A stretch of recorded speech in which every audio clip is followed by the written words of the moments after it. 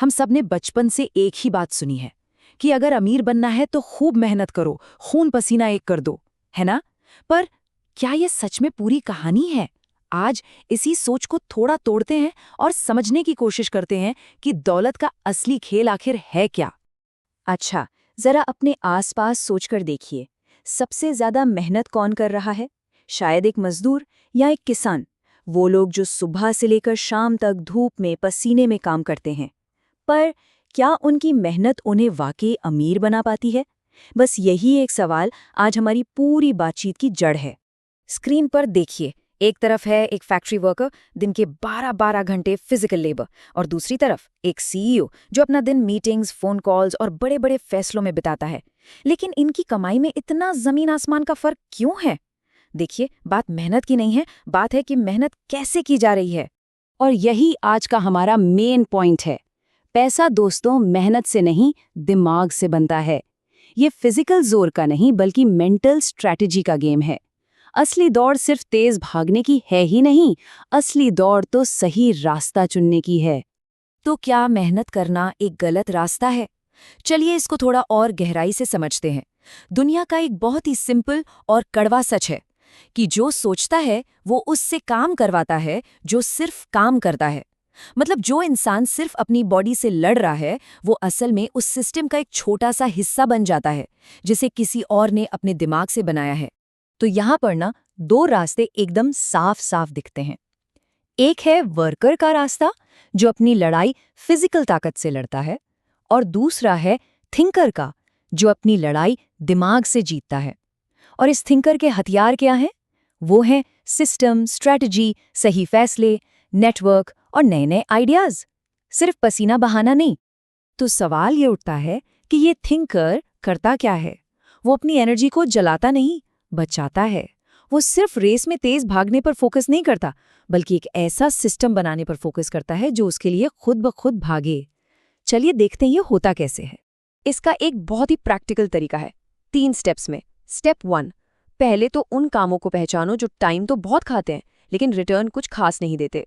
Step 2, अब इन कामों को या तो ऑटोमेट कर दो या किसी और को दे दो, मतलब आउटसोर्स कर दो या फिर अपनी जिंदगी से ही हटा दो।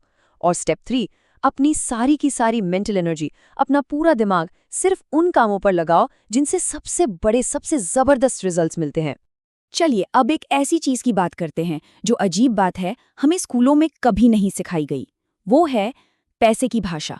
हाँ, पैसा सिर्फ नोट या सिक्का नहीं है, ये अपने आप में एक भाषा है, और जो इस भाषा को सीख लेता है वही इसे कंट्रोल भी कर पाता है।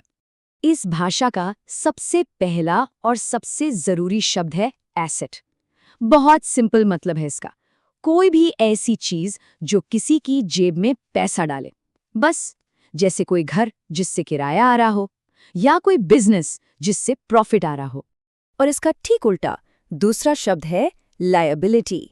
मतलब कोई भी ऐसी चीज जो किसी की जेब से पैसा बाहर निकाले। सीधी सी बात, जैसे एक महंगी कार जिसकी हर महीने किश्त देनी पड़ती है, या कोई भी ऐसा शौक जो सिर्फ खर्चा करवाए, कमाई नहीं। अब देखिए कि इन दो शब्दों को समझना कितना जरूरी है। एक तरफ है वो रास्ता जहां सैलरी आती है और सीधा खर्चों और ईएमआईज में चली जाती है। महीने के आखिर में हाथ में क्या बचता है? जीरो। और दूसरी तरफ एक इन्वेस्टर का रास्ता है। सैलरी आती है, उसका एक हिस्सा एसेट्स यानी इन्वेस्टमेंट्स में जाता है, और वो एसेट्स और ज्यादा पैसा बनाकर देते हैं। यही है सारा खेल। इस दिमागी खेल का एक और लेवल है, और वो है भविष्य को देखने की काबिलियत। देखिए, जो लोग बस भीड़ के पीछे पीछे चलते हैं वो वहीं पहुंचते हैं जहां पूरी भीड़ जा रही होती है, और जहां भीड़ होती है वहां कंपटीशन ज्यादा होता है और मुनाफा कम। असली मौका तो वहां छिपा है जहां अभी कोई देख भी नहीं रहा है। इसी को कहते हैं फर्स्ट मूवर एडवांटेज। जरा सोचिए, जिन लोगों ने आज से कुछ साल पहले ही एआई या डिजिटल बिजनेस की ताकत को समझ लिया था, वो आज कहाँ है? सच्चाई ये है कि जब तक कोई ट्रेंड आम लोगों को समझ आता है, तब तक स्मार्ट खिलाड़ी अपना खेल खेल कर प्रॉफिट लेकर अगली बड़ी चीज की तरफ बढ़ चुका होता है। लेकिन इन सब बातों से भी ऊपर दौलत का एक आखिरी सबसे गहरा राज है, और वो ये है कि पैसा किसी के पीछे नहीं भागता। पैसा खुद ब खुद उसकी तरफ खिंचा चला आता है जो वैल्यू क्रिएट करता है।